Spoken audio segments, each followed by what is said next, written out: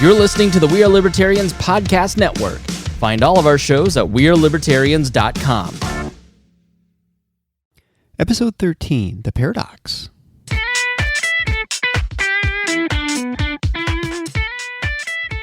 Welcome to The Paradox with your attending, Dr. Eric Larson. He is a practicing anesthesiologist and clinical assistant professor at Michigan State University College of Human Medicine.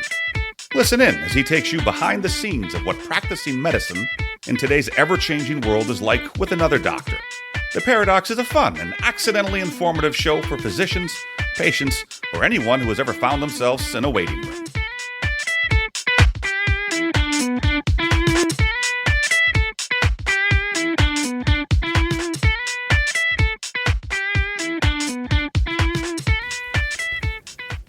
Hello, this is your host, Dr. Eric Larson. Welcome back to The Paradox. If you're a first-time listener, thank you so much for stumbling upon the show or thanking your friend for directing you my way. I think you'll be in store for an interesting conversation today with an author and physician, John Hunt. The Paradox podcast is created by me in order to help physicians better understand what's going on in the trenches and to help those who are not physicians understand what physicians are doing within the trenches of medicine. Today we're going to be talking about not the practice of medicine so much as we're going to be talking about the education of medicine, and specifically medical residency.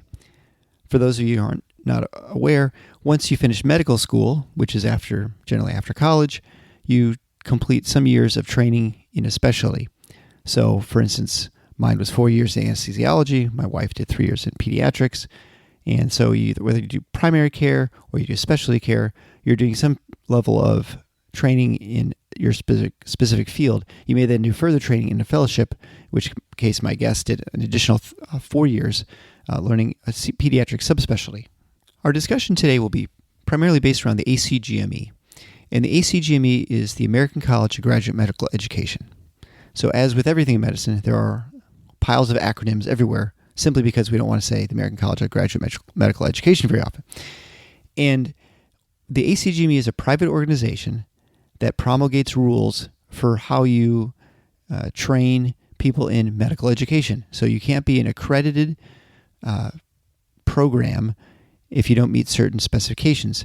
Now, obviously, every specialty has different requirements, and those are set forth by their specialty boards for the board certification process. But the ACGME sets rules in general for residents. So, for instance, they may have a rule saying that residents can only work a certain amount of hours per week, and they actually have such a rule. They may say every resident has to be trained by just physicians, which there is such a rule, although that has changed, and now physicians are no longer required to be trained just under physicians, which is an interesting development, which we can discuss at some other future time. So the AGME sets basic rules, but they, of course, as with any sort of organization that is setting rules, they're good at setting rules, and they set lots of them. And many of them are ones that are ridiculous or you'd say unnecessary. And so that's a lot of what the book goes into. It is a very funny book, it's a very quick read, and I would highly recommend it to anybody who's interested in medicine and sort of bureaucracy. I mean, I guess who's interested in bureaucracy, but I guess how it relates to getting your job done.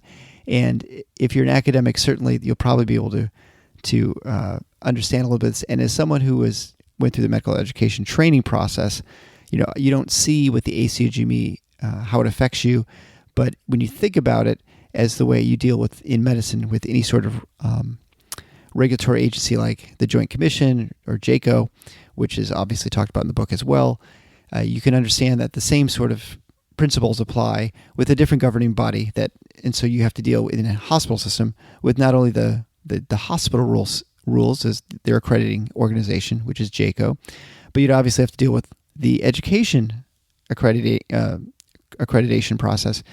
So you have sort of the double whammy as you get the boxes you have to check for both organizations with your job. And so our discussion focuses primarily on ACGME and hospital systems and sort of how medicine is changed, especially for an academic as Dr. Hunt, who is now retired.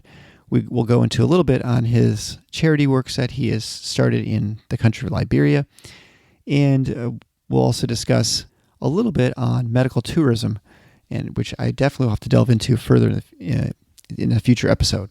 As always, I couldn't do this without your continued interest in sending me emails about show ideas. I appreciate that so much. Thank you so much for sharing the show. It's been far more popular than I had anticipated this early in the show, and I've learned a lot. I hope you have as well. I would recommend, if you're a first-time listener, to go back and look over the titles. You'll find a number of them I think that will be very interesting to you. We're going to talk about a number of episodes in this episode. We're specifically going to talk about population health, which is something I talked with Dr. Codd. We're going to discuss drug shortages, which are always a topic. And I discussed this with Dr. Marion Mass, which is one that I think is very critical and probably the one I've still learned the most in of any episode that I've done. We're also going to be discussing free market medicine, which I discussed with Dr. Keith Smith, who runs the surgery center, in the last episode, in episode 12. As always, you can go to patreon.com, that's patreon.com/theparadox, spelled the same as the show, and you can go there and become a patron supporter of the show. All the money raised there goes to the production and promotion of the show. It has helped me tremendously in not only providing encouragement, but has also allowed me to get a little bit better audio equipment and has made the show better. And so I think for that, I'd appreciate all the people who have given support. And so I'd encourage you to go there. There are also a couple of bonus things that you have access to. And so I expect to put more stuff there as I get more patrons. I'd encourage you to go to theparadox.com, and you can find the show notes page. The show notes page for today is, of course, theparadox.com/013. And you can find links to the books and all the websites we talk about, and also be some backlinks to the previous interviews that I've done that relate to the show.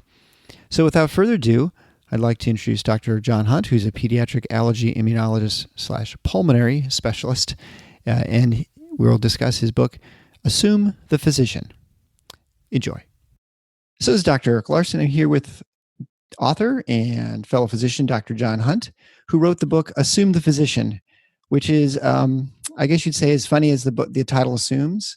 It was actually a surprisingly fun read and quick, and I'd recommend it to anyone who has a spare couple of hours, or I guess it's longer than that, it's a couple hundred pages, but it was a real fun book about where it follows the history of Dr. Eddie Marcus, who's a first-year family practice resident.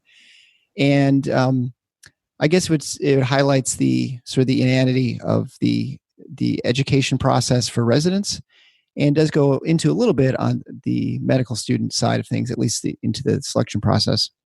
So Dr. Hunt is currently on vacation, so I appreciate him taking some time out to talk to me today. So let's get a little background on you. So you are a pediatric pulmonologist, allergy immunologist. It's a lot of letters and specialties. Can you tell a little bit about your background and then what led you to write the book? Sure. Yeah. After college, I took a year off to take all those pre-med courses, which I'd never taken in college because I was a geology major and enjoyed that kind of work. And went to medical school at GW in Washington. And the Navy paid for most of my way through that. So I paid them back by spending a few years in the lovely environs of San Diego for my pediatric residency. And then the also lovely but somewhat different environs of Iceland for the next 3 years. Oh, wow. At that point, there was a NATO base there, and I was the pediatrician for NATO. And then back to been to Charlottesville, Virginia, UVA, where I did my fellowships. And as you said, both in pulmonary and allergy immunology. And then I did an academic career.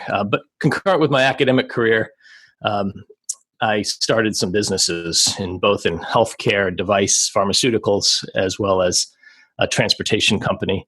And I started writing books. Actually, I started writing books in Iceland, just because I had a little free time there as a general pediatrician, which may be uncommon, but at that point it was common, at least while you're in Iceland. And so I just got very entrepreneurial. And I was always kind of aware of the concerns in the healthcare system or the medical care system. But over time working in pharmaceuticals as well as devices and comparing that to the unregulated transportation business, relatively unregulated, saw a radical difference and a lot of concerns, which brought me in the end to resign my tenure at the University of Virginia and start working on the fight to bring a little bit of freedom into the medical system, a little bit of free markets, a little bit of pricing, a little bit of normalcy, which had totally been removed over the last couple of decades. Right. And so I guess when you look at medicine, I think everyone talks about the free market aspects of medicine and how we're sort of a mixed industry, I guess if you want to call it an industry. But I think for people outside and probably even a lot of physicians inside, I don't think it's hard to, unless you sit back and like look at it closely, to recognize how not a market situation it is. I mean, obviously the third party payer system really distorts the market quite a bit.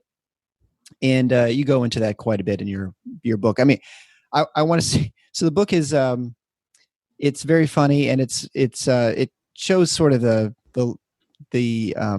I guess it exposes the bureaucracy and sort of the ridiculous nature of rules. And it doesn't have to be specifically, I guess, one of medicine. I mean, I think, if it mentions in the front cover that it's written sort of along the same lines of Catch-22, which if you've never read Joseph Heller's book, it is fantastic, and it's one I'd highly recommend. But just sort of the circular nature of bureaucratic rules and sort of how they don't make any sense. And we have plenty of them in medicine, just like I think probably many industries that are governed largely or even partially by government. So you mentioned that you're in academia. You're not anymore, but you were for a while. So is that what brought you? There's certainly a lot of it about the sort of the rules of residencies and things like that, which we'll go and get into a little bit. But is that sort of why you focus in the book so much on a first-year family practice medicine resident to sort of go through all the ACGME and all those sorts of things? Yeah, I mean, it was just I was immersed in academic life and the full triple threat of research, clinic, and teaching, and kept on running into these ridiculous bureaucratic things that were promulgated by organizations such as the ACGME, which for all, it seems to have complete compulsory power over universities these days. And yet, why don't we just laugh at them with their silly lists of requirements for a training program? I don't see why we don't just thumb our nose and say, go away. Likewise, JACO, there's some good stuff in JACO, no doubt, but they don't really need 1,000 pages to teach, to make sure that you take the milk out of the fridge when it expires. It's so when I was watching all the people change in academic medicine, where when I had joined the University of Virginia, it was very much Thomas Jefferson's University, where the faculty who provided the clinical work, the research, and the teaching were really the key players, because we were providing the services to the people who needed us. And the division heads basically worked for the faculty, the department heads who, titularly are above the division heads. The department heads worked for the division heads. The deans worked for the department head, and the president of the university worked for the deans. That's how it was when I got to UVA. But by the mid-2000s, roughly 2006, 2008, that kind of time frame, that structure had totally inverted, and it was a top-down command control economy, and at the medical center, and we were all of a sudden just the servants to the particular whims of the next president of the university, who was pretty much following the whims of what was coming down from Washington, D.C. So things like, I'll say that things like absolute prioritization above all else on certain little things that happen to be a little bit of a a meme somewhere that pops up on somebody's screen and all of a sudden becomes the mandated primary thing that the whole university medical center must focus on. It's like, but so I didn't like. I'm not sure that academics have fully realized that inversion has occurred, but it has occurred, not just at UVA, but everywhere. The faculty at most academic centers now are down at the bottom of the tree, as opposed to kind of the focus and getting the support needed to, provide the services for the people who need us. Right. And so, I talked to Dr. Michel Lacotte a few episodes ago. We discussed the evolution of treating populations versus treating patients, and sort of this, and how it's it seems it's a strange concept, I guess, in some ways, to think that when you're sitting in that room talking to a patient, you're actually treating a population. But it does change your focus, right? When you're no longer you're treating sort of aggregate numbers as opposed to treating individual patients. And so it sounds like in many ways you've sort of seen the same sort of thing here with the universities. And I think probably the same goes for most large healthcare systems, which pretty much at this point are about every healthcare system, that they are focused more on meeting sort of criteria, or I wouldn't say it's algorithmic medicine necessarily, except, I mean, there is algorithmic medicine, but more that you have to meet certain dictates and things which rules which may or may not make any sense. I mean, sort of in the aggregate, they might make sense, but for specific patients or individuals, you say, well, that's actually the wrong treatment strategy. But we have to make sure we don't have, we don't put urinary catheters in anybody because there's a risk of infection, and there's, government scoring and these sorts of things. And so a lot of these things seem to affect, I guess you'd say, the way that they get paid. And so that ultimately is what drives most of their decisions and rule promulgation. And so then you get to the point where you have today where the clinicians are less clinicians and maybe more, just workers who are following rules that they may or may not, agree with or think they're in the best case for their patient. So with the ACGME, first of all, that's the American College of Graduate Medical Education, right? So this is a quote unquote private organization that sets the rules for the training of residents. And residents, after medical school, you go to residency, where most people go to residency, where they get subspecialty training in some sort of, like cardiology, or in your case, pediatrics, and then you do a sub fellowship in allergy immunology. So the ACGME is a private organization. Technically, it's not actually government run.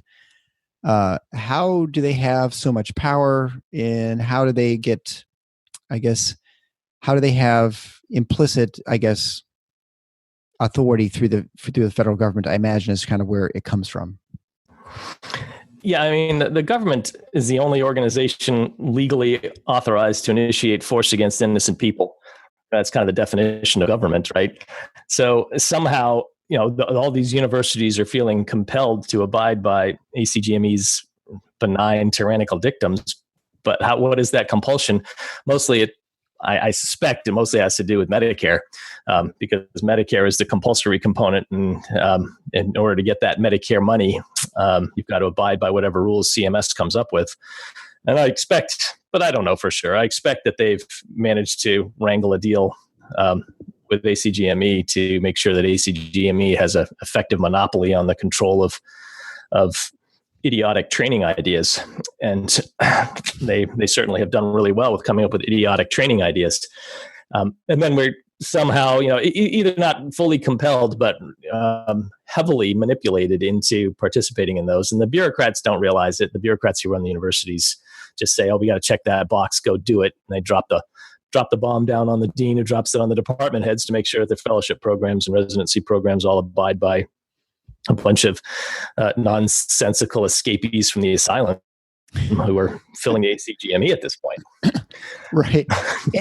I mean, I guess you'd say that the ACGME is, probably if you're looking at the rules promulgation, it's probably the CMS says, in order for us to give special enhanced reimbursement to facilities that have training, you have to be ACGME approved, certified, right? And so the government can sort of make it compulsory, although it's not technically compulsory, that you have to abide by, ACGME's rules. What you're talking about there a few minutes ago kind of connects, and the this notion of population medicine versus what we're supposed to be, which is taking care of our individual patients. I consider all that part of this collectivist infection, which is some kind of brain disease that's been increasingly taking over the population in the United States, and it seems to spread itself around wherever there's people checking. It's like an idea, an infectious idea that is really very, very harmful, which so I consider it a pathogen. And part of it in medicine, where we seem to be on the front lines of this collectivist takeover, is that the government, way back in the 30s, 40s, World War II time frame, put insurance companies as intermediaries in the healthcare system. We all know this story of how they did that to help companies recruit workers whenever all the other workers were over getting shot overseas. But if you think about what an insurance company is and has always been, it makes its profit from collective outcomes, not from individual outcomes. Right. It does statistics and analysis from the very first insurance company 400 years ago. It has done statistics and analysis, and the individual doesn't matter. And our government has stuck organizations in which culturally for 4 centuries have focused on collectivist outcomes as their entire focus and modus operandi, and stuck them in the middle of something that should be an entirely individualist thing, which is the relationship of a doctor with a patient and making the patient as well as you can be. We should be pure individualists with statistics and data providing advice to us and content to us and context to us. But this collectivist outcome thing, utter, just horrible notion. And it all comes from, as almost always, a government stupid intervention. Right.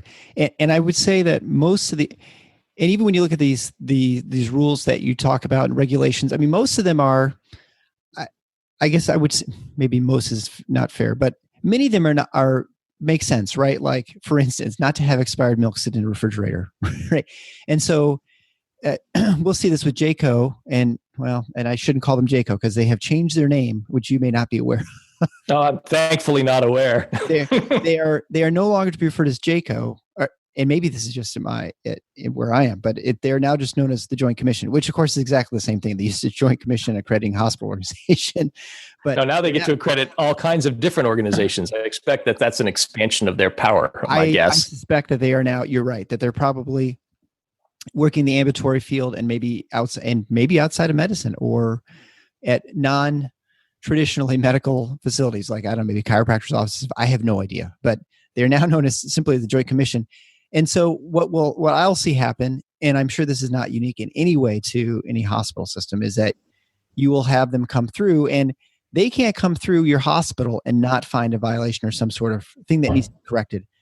I don't think they hardly ever shut a hospital down, but they'll find problems, and they'll say, well, it's kind of dangerous that you have these syringes sitting here, or you have, the order's not done properly, your consent forms aren't dated adequate, or whatever. And so these committees are then formed by the hospital to address the issue, and then the Joint Commission comes back a year later to make sure that you fix these. So they have this. I mean, obviously, you have an institution as large as a hospital, and especially if your hospitals that now encompass outpatient facilities and clinics and things, you're going to find tons of things that are not done the way that they like. I mean, just by nature of if you walk, just like walking through your house, you're going to find something wrong with your house. Because your house is big enough, you're going to find a crack in a wall or something. And so so they will just continue to find new things, which then of course means that they have to come back and, perpetuates, but that they can't go through and not find anything, right? So they have to find something wrong. There has to be some sort of initiative they're working on. And you'll see this in hospitals with these nursing commissions or committees are set up they never remove rules or regulations. They always add them. And there is some element of, I guess, a rationality to the initial promulgation of the rules, like, oh, this is a common sense thing to do. But of course, the thing is most people are doing things that make sense anyway, right? So like, you're not going to have rotten food in your refrigerator anyway. You don't really need a regulation telling you to do things that everybody knows anyway. But just the nature that you're doing that is what it uses up a lot of extra time and resources, and it makes you fill out another form, right? So that now you're doing stuff that's not medicine. You have people who are doing non-medical things in your hospital, and when you see the explosion of administration numbers of people who are just doing non-clinical work in the hospitals, this is very much the reason why this occurs. And I'm sure in academia, it's even doubly so, because you're also filling up boxes, not only just for the Joint Commission, but also for the residency and the training programs. Yeah, it's I think totally out of control is what I'd say when admin increases by tenfold while doctors increase by 50%. It's something is broken badly, and I think it's what can I say other than it's some kind of strange change in society that we sit there and allow these top-down command and control mentalities to tell us what to do. I don't mind them advising us what to do. I think that JACO has a lot of really, wise and smart suggestions in there. Right. And it's just the domineering command. It's like Obamacare. If you want to buy insurance, okay. And maybe a lot of people should have certain types of financial protection for their insurance, but to compel you to buy a certain type, it's so far outside the realm of anything that the federal government is supposed to be authorized to do. And yet the great majority of the country sat there and said, oh, okay, yeah. And it's like, why did they accept that they have to do what they're told by a bunch of, semi-sociopathic people up there in Congress? Yeah. I don't get it. So this has taken a really dark turn, this conversation. and I only say it because it's actually a really fun book. So that pokes fun at the rules. And so some of the things in there, I'm not even aware I'm wondering how many of them are real. And so that's why one quick question. So one of the things in there was the rule prompt that ACGME instituted that was required sleep. Is that actually a rule? Because I know there are work hour requirements. Was there actually something about napping or resting or something like that? Or is that just your extension of sort of what the next step would be about with work hour restrictions?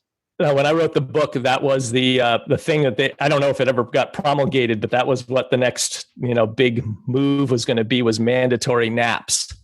That was serious. I don't know what happened to it. You'd know about it, I suspect, if it managed to not get scoffed at too much. Right. Well, I haven't heard. So, but again, I see all I do is see the residents in front of the computers, and so I had a whole episode about the electronic health records and sort of how clearly when you were there, it was even more paper based. It was funny that when the hospital moved to computer based record keeping, there was never more paper ever used than with that, and right because of course, you couldn't actually find anything usually in the computer. So you had to have them print stuff out. And of course, you're printing out pages of information that was completely useless as far as what you want. I wanted just to see the echo report or maybe a couple lab values. I didn't need the entire H&P, which is 17 pages if you print it out. Just like if you print out a web page, it takes like 7 pages to print out a web page because you can scroll down, of course, right? So right. We've now thankfully gotten beyond that, and so now we actually do have less paper than we had in the past. But for many years there, it was humorous that there's far more paper. The paper chart that didn't exist that was actually necessary to get anything done because you didn't have the paper chart. The things you wanted was not actually in the computer. But yeah, my concern about EMRs, and probably I presented it in Assuming the Physician, is the doctor EMR relationship as opposed to the doctor patient relationship, and it's just a strange thing to see doctors staring at a computer screen or clicking off things on a computer or have their back turned to the patient. And it's the EMR. Yes, it has an ability to consolidate a bunch of data, most of which we don't need, but consolidate a bunch of stuff into an easily accessible way. But the purpose of the EMRs aren't, in general, to make patient care better. They're to make insurance billing more efficient and more comprehensive, and to make sure they sort their ICD-9 codes and their CPT codes in the right direction to get maximal billing. I mean, when you have a primary purpose of that, as opposed to a primary purpose of optimizing patient care, you're bound to get into trouble. And I think that's the underlying reason why people still struggle with the EMRs and why patients are sitting there going, why aren't you looking at me, doctor? Yeah, right. And I mean, my wife has seen this in her practice. Where now they can, everyone has EMRs now, and the EMRs, they have to make a decision when they design the EMR that you either design it to optimize billing or you optimize efficiency for flow through the clinic. Make sure you have exactly the templates you want, and make sure you have make it simple to fill out what you need to make for your note for what the patient's on, medication, those sorts of things. And so naturally, everyone has to pick the billing portion, so that it optimizes the billing, because if you don't make any money, then there's no point how great a clinical information it gathers because of course, then You won't be there. right. And so, and what is, if you're not in medicine and it's hard to understand, what billing looks for is different than what a physician would look for. So, or in any sort of other business, well, let's say you're going to make sure you maximize the information necessary for that person to come back. For instance, I sell you a tire. I want to make sure that when you come back, I know what tire I put on and how much pressure was in it and which tire replaced. I don't care necessarily about 30 other things that, like how often you come in for tires or what your race is, what you're wearing, or all kinds of other information, whether we're seatbelts. Those things are not things that I'm concerned with. But for a third party who's paying for this, like with the insurance company, they have all kinds of other dictates that they're concerned about. And they're going to make sure that when you come in, that I ask you 27 different questions in order to maximize the amount I can charge for that tire. So this is probably a bad analogy, but basically, that's basically the problem, right? So that you're gathering a bunch of information that is not clinically relevant, and you're and storing it, which has no bearing on when you see this patient the next time. And so you're just there's a bunch of extra stuff there that you just don't need to, and it's waste time. Yeah, it's just to get a Category 4 code instead of a Cat 3 code. Exactly. It's all about that billing process, and it's relatively insane. And we know it all falls in, I think we know it. It all comes down to patients don't care about price. Doctors, they don't really think about price very much. And, right. And if anything, they don't mind getting paid a little more and upcoding some. And so you got two of the main agents involved in this not caring or wanting a higher price. And then the real trick is that insurance companies want higher prices. And that's what I think people don't realize, is that the third party in the process, the insurance, they love higher prices because they don't pay them anyhow. They have negotiated rates and reference-based pricing sometimes, but they don't pay those prices. But the higher those prices are, the more they can claim that they're providing a worthwhile product to their patients by saving them 80% or whatever on the list prices. So we've got all three parties in the deal either not caring or wanting higher prices. And it's really quite insane. So no wonder prices rise. Right. Well, and I think, I discussed this last episode with Dr. Smith from Oklahoma. That was a part that I never quite got and never understood, is that you would think that insurance companies would obviously want prices to be lower, but they want them high as well, because for just the reasons you just stated. And so that's what always was hard to understand, why healthcare would go up so much. You think, boy, these insurance companies should at least be putting a brake on this, but that's why they don't, and they have less incentive. So with back to the book, Dr. Marcus tries to go through his first year of residency. He's obviously a very bright guy. He's got all kinds of, he sees the craziness with the system, but I imagine in some ways he sort of mirrors a little bit of your life, just reading some of your bio. So in one part of the book, he goes to Liberia. You have set up a foundation for healthcare in Liberia. Can you go into that a little bit and sort of why and how you first got into that? I really don't know a whole lot about that at this point. Sure. Yeah. Sometime in 2008 or 9, I was down in Costa Rica for a few weeks doing a academic project at a university down there at a children's hospital down in the capital city. Came back, spent one night in the U.S. and then popped to Liberia for my first trip over to West Africa. And what I found there was such a different world of health, not just medical care, but everything, of course, is so radically different as one would expect. But things like the patients would carry their own record with them, bring them into you. You could fill out a couple of lines, something important on it, and give them back the record. And they would be responsible enough to bring it back with them the next time, which basically resolves all the issues in an EMR right there. And quite simple. They, of course, they had very little vaccination, and so you'd see all kinds of horrible diseases that we don't see in the U.S. But the general poverty there is so profound, and interesting to see how they've recovered. We have the foundation is called the Trusted Angels Foundation, which the name is derived from doing angel investing in entrepreneurs in West Africa. So what we did was helped resuscitate a girls' boarding school, and then that we've moved on from now, and we pay for the college educations of those girls. Now we don't pay for college education in the United States, which is, in my view, kind of more of a 4-year indoctrination program. But we pay for the colleges in Liberia, West Africa, for the girls who are becoming women, and then nursing schools as well. And plus, we did clinics, and we branched off to another organization called Partners Liberia, which has developed a respiratory therapy school.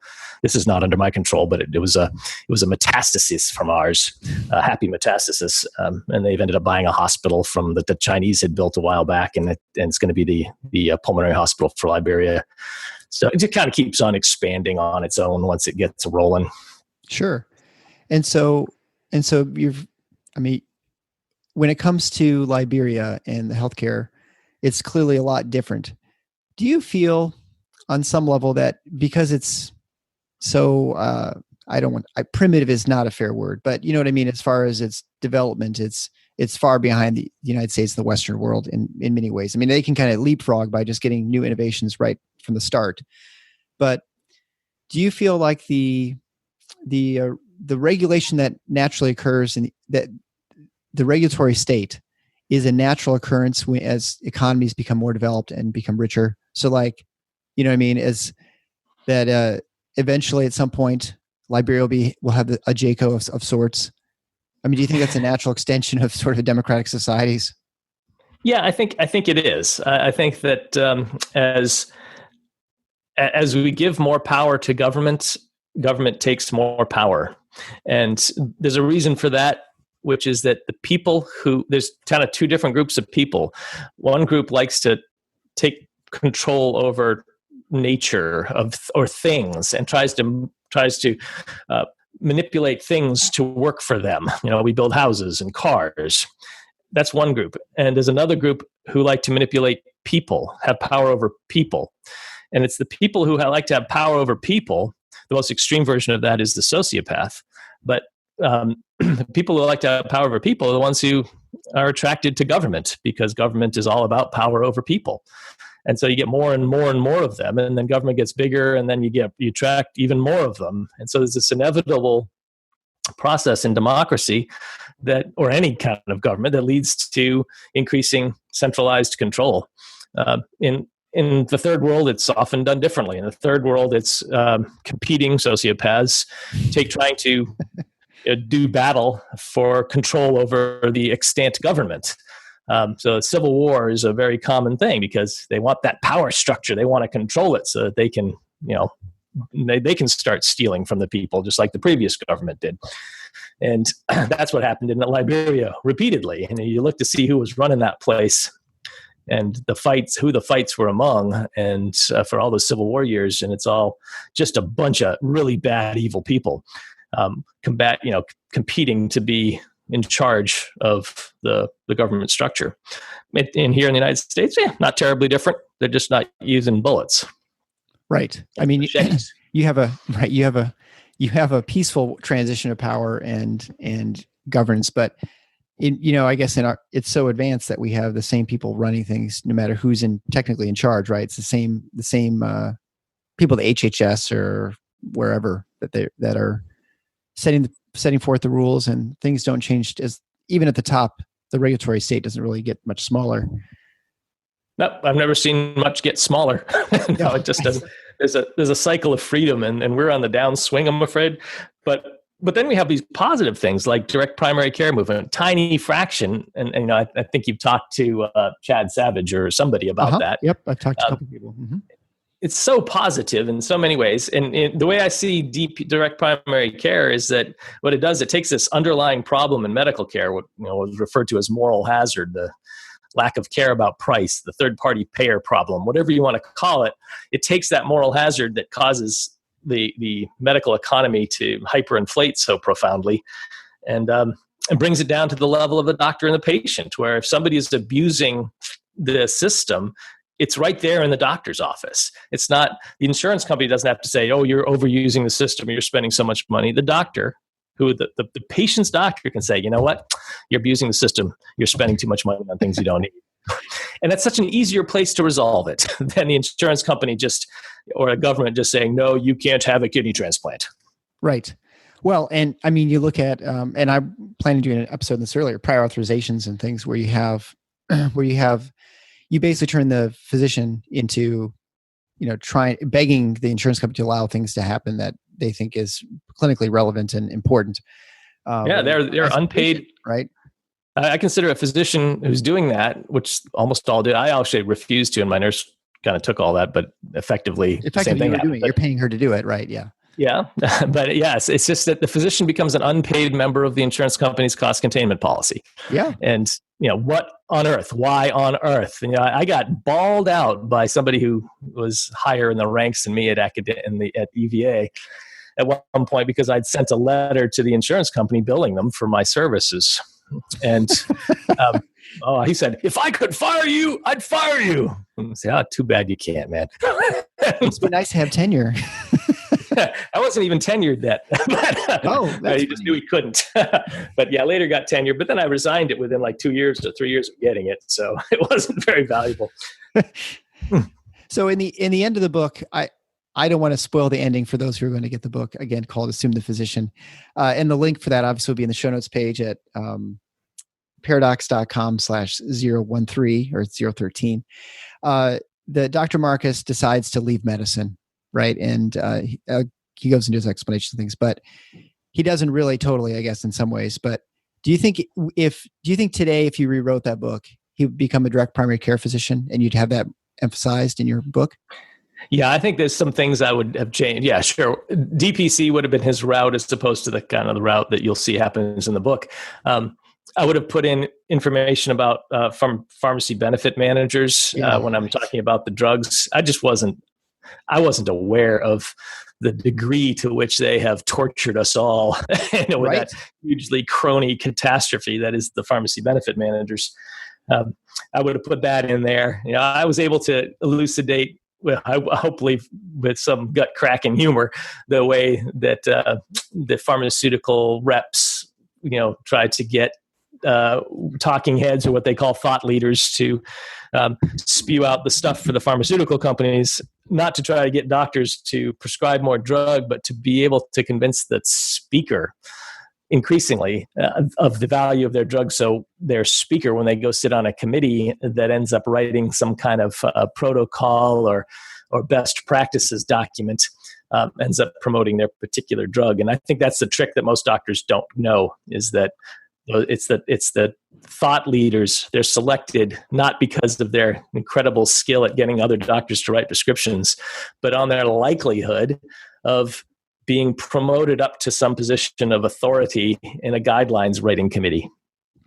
And all the rest is just, what's that? I was going to say that was really interesting. And I had never thought of that before, but it makes a lot of sense. I mean, maybe I'm naive in that I don't really think of, or at least I'm certainly not that sophisticated to think that far in advance, but I'm sure these pharmaceutical companies have, and that you're finding people who are going to sit on a commission for, say, the cardiologist, and they're going to have in their algorithm, you're going to take this drug at this point if this drug fails. And, most physicians abide by those because they're guidelines. They're usually based in some sort of evidence, but you'd rather have your beta blocker there than someone else's beta blocker, the first one there, or whatever. And so that was a very interesting insight. I had not thought the only thing I had noticed is that all the drug reps look pretty much the same. When I was at Iowa as a resident, they all seem to be former football players who are selling devices. All the orthopedic device salesmen were former football players of the football team. Right. And so I think the orthopedic guys love they love the athletes coming in, and ones they often treated before. Yeah, whatever works. That the marketing people, their job is to market, and they find great ways to do it. Right. I don't object. The problem is it sits on top of a situation where there's no price signals of any kind, and there's no price signals of any kind because of the intermediacy of the insurance companies and the government, and so it leaves the system to hyperinflate. So it's all part of a big, horrible system that the government absolutely instigated. It created this disaster. And then Obamacare just ended up mandating what we all participate in, crony central. Right. And Dr. Smith does not feel this way, and he says too magnanimous for saying, but I think a lot of it is sort of unintentionally you end up where you are, and it's not intentional that people expect to cause, say, drug shortages by having the pharmacy benefit managers and the group purchasing organizations in place. It was definitely signed and passed in order to create a monopolized system, in which case they profited heavily from the sort of crony capitalist essentially, but they never anticipated that it would cause these drug shortages that I have to deal with, and that patients have to deal with, where they don't have access to the medications they need. Go ahead. It's amazing that things like normal saline or PBS or sodium bicarb are not available sometimes. What on earth? I mean, what took it to the point where there's only a couple of manufacturers who can make sodium bicarbonate infusion drips? I mean, that's something I could do in my lab in about 45 seconds, run it through a bacteriologic filter, do a couple of tests, and make sure it's good. Yeah. No reason a pharmacy can't do that in the basement of the hospital. But where somehow it's got the system is now so screwed up and so fearful that you can't make a bag of normal saline in your own hospital. You can have a fifth grader make that, right? You tell how much sodium chloride to put it back. just to sterilize it up real quick. I mean, that's not hard to do. You squeeze it through a filter, and you obviously use good sourced ingredients, but making up bags of fluid. Why do we have to rely on some manufacturing facility in Puerto Rico or wherever it is? Well, and ultimately, what's complicated about it is, of course, these rules were set forth in 1987 or whatever. That's when the safe harbor law was passed, and so it takes a long time before you get a market that becomes so fragile that a natural disaster or a fire in a plant or something is what suddenly shuts down, and now you have no flexibility in the market. Like, there aren't many products in the United States, especially such an advanced economy, where there's no backup if something happens. If there's a fire in a toothpaste factory, there'll be plenty of toothpaste still on the shelves. I use this analogy all the time. So to find out more about your stuff, where would you recommend people go, and your other books? Well, I guess to get Assume the Physician, the easiest way, of course, is to go to Amazon. Probably the primary way. There's a small book publishing house which we've created called High Ground Books, which is highgroundbooks.com, and that promotes primarily the novels that I'm writing with my co-author Doug Casey. First one is called Speculator. The next one in the series is called Drug Lord. Third one will be coming out pretty soon, called Assassin. And those books are novels. They're action thrillers, but they're all about ends not justifying means. It's about libertarian mentality and what would a hero be like who doesn't initiate force against the innocent, and how can that hero mature over the course of his lifetime? Those are fun books, and they get good attention, and we're hoping to get more attention. Ron Paul wrote a cover blurb for us, and a lot of other notables. So they can go to High Ground Books, and also as of tomorrow, between today and tomorrow, I'll be managing the business side of a newsletter called International Man, which has been around for a while. It's Doug Casey's International Man. He wrote a book in 1978, 79.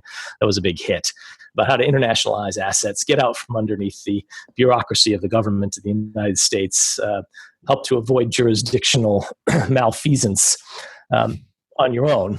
And so International Man, we'll be talking a lot on International Man going forward about the healthcare system in the U.S. and the rest of the world, and how to find free market solutions, how to get, go to Caymans to get your surgery at a 20% of the price, and medical tourism in general, all kinds of things like that will be on internationalman.com. Great. And readjohnhunt.com too. I saw a site for at least a way to find you. Assume the Physician and your other book too.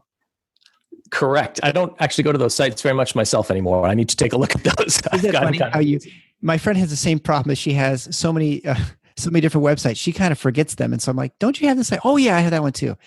Right. It is a wonder of the internet that you can, pay $10 as a recurring fee. You really don't notice the $10 that comes out of your bank account once a year, and you just own those sites in perpetuity. And if you don't adjust them, and they just they just kind of sit there, they're always open. I suppose there'll be a lot of people who'll be running websites until a year after they expire. Then suddenly Right. And then they're gone. The credit card no longer works. That person's dead, and so now we'll turn down your site. But they'll be going long after you're dead for a while anyway.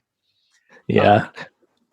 So I have a quick question on the medical tourism. So is that something that, well, you're no longer practicing, but if you're getting knee replacement or something like that, is that something you recommend to people that they go to? Oh my, yeah. So who's operating the Cayman Islands? Because I'm not going to tell someone to go to India for surgery. I mean, I'm sure you can get stuff done there, but how do you navigate that? Is that, how do you figure all that stuff out? Well, the first thing is that the insurance companies aren't really supporting it yet. So you're really that the people who are going to do this, the people who've got to spend their own money, the sharing ministry members, uninsured, or people who just insist on not participating in this crony system in the United States. But there's medical tourism companies. MedRetreat is one of them. MediBid, and you should talk to both of these people. MedRetreat is Judd Anglin, Anglin, and MediBid is Ralph Weber. MediBid is an online auction system, and they go international. MediBid will get prices in from people like Keith Smith at Oklahoma Surgical Center, and you can go online and get doctors bidding for the lowest price, highest quality combination for your services. And that same thing is expanding around the world. So you can go to Caymans and have this wonderful trip in the Caymans, get your knee replaced for 20% or whatever the cost of the United States by absolutely tip-top places in a tippy-top hospital with highly trained physicians. Same in Thailand. You get much better care, much better accommodations, and not much better care. Fully good U.S. Type of care in these places for a fifth of the cost, and your family can get a vacation out of it too. But it's only for the free market people. It's not for the people who are stuck in the crony insurance system. Right. Well, very interesting. I'll have to add that to my list. I was telling people when I started this podcast, I said, well, after about 4 episodes, I don't really know what I'm going to talk about. But it turns out there's a lot to talk about. And the stack is pretty hot, pretty big. Yeah. I mean, I'd love it if you could do one on evidence-based medicine and what that really means. We could talk about that for a long time too. Right. And I think, and I've heard, Russ Roberts, was it Russ Roberts? An Econ Talk or someone did one on that. And anyway, it was very interesting, but I think it would be nice to kind of go over that because when I talked to Dr. Akkad, it was sort of that when you talked about treating populations, not patients, it's sort of along those same lines. Mm-hmm. But it is complicated in the sense that, as a physician, there's an expectation that you use the large patient population studies to drive your care. Right. So, well, this medication usually works. So it'd be wise for me to use this on this patient. But, where that fine line is of treating the person versus now you're just treating, I think everyone should be on this because that's a good idea and not individualizing your treatment, but still using the population-based studies to guide your therapy on some level too. It becomes a little tricky, when you're trying to figure out the percentages of likelihood of things working or not. And especially when I came of age in medical school, where of course, evidence-based medicine was the gold standard of medicine. And I'm sure you're pretty much at the same time as I was. Yeah. I kind of barfed on the gold standard a lot, but yeah, I was certainly taught that. It's nice that someone believes in a gold standard, right? I think that's someone encouraging. If only a name, right? Yeah. In China, So I review and edit Chinese papers, just medical papers of Chinese scientists who want to publish in the English language literature. I just do that to keep my fingers in the game and to be knowledgeable about what's coming out, at least out of China. But one thing I found, about 95% of the writers of these articles have collectivism so much built into their brain that they make conclusions that I would think are insane. Like they'll find, for example, some drug that they're comparing two drugs, and one of them works in 52% of people, and the other one works better in 48% of people. And their conclusion that they're going to recommend to the entire government of their nation or their province is that only the one that works in 52% of the patients is the one that should be used. It's that degree of collectivist infection, brain disability that has come out of that, thousands of years of collectivist mentality. That's sort of like if you win 56% of the vote, that you have a mandate to do something, right? Right.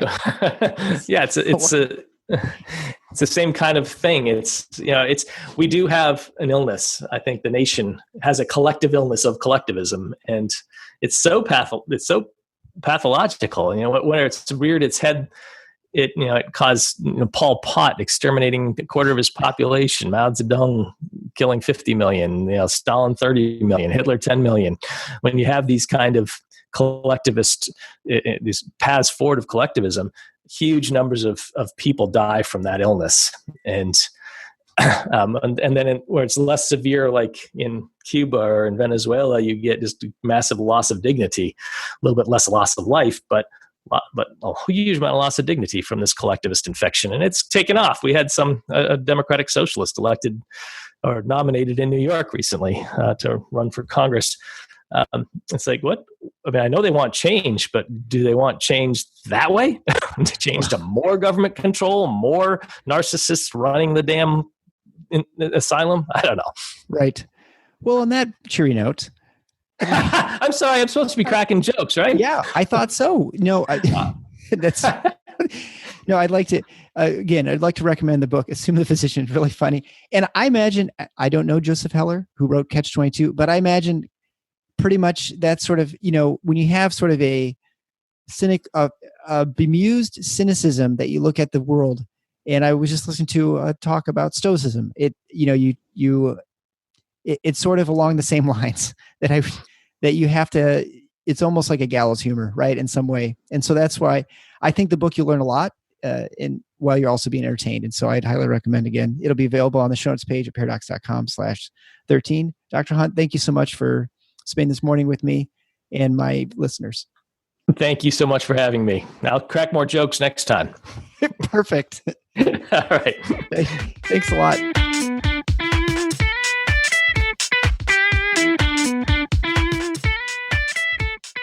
Thanks for listening to The Paradox.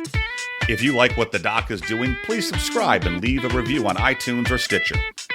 And share the show with your friends.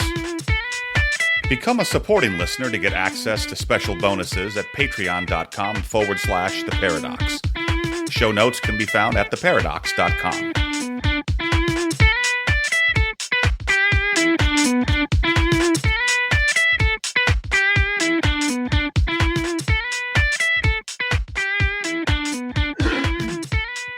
Excuse me.